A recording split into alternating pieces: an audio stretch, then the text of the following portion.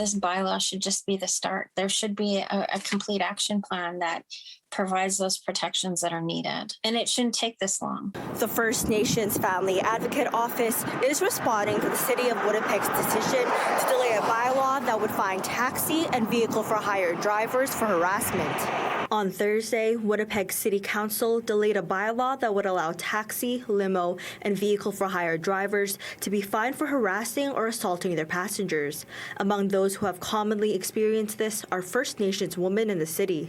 I thought that this was a hopeful gesture that was being extended by City Council, I guess. And it's very disappointing. There's an urgent need to address the safety and well-being of First Nations women and Indigenous women who utilize taxis or, just people in general. Their proposed changes to the bylaw means drivers could face a $250 fine for any inappropriate behavior towards a passenger, such as sexual harassment, abuse, or threats.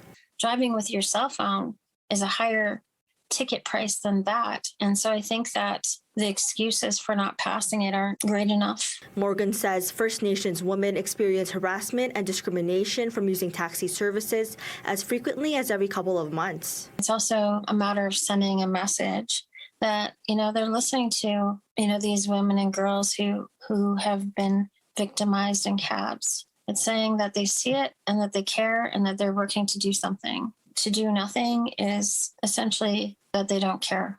In September 2021, a young First Nations woman experienced a violent attack by a Unicity taxi driver, prompting local advocates to boycott taxi services, as well as inspiring other First Nations women to share their stories. That incident happened in September. Now we're at almost April, and nothing has really changed. Morgan expressing what she hopes to see the bylaw address. I think there just needs to be mechanisms in place, mechanisms of accountability to hold people to account. And so there might be a second thought about mistreating Indigenous women in taxi cabs or young women. The bylaw is set to be reviewed at next month's Infrastructure and Public Works Committee meeting. In Winnipeg, Breanna Marcelo, City News.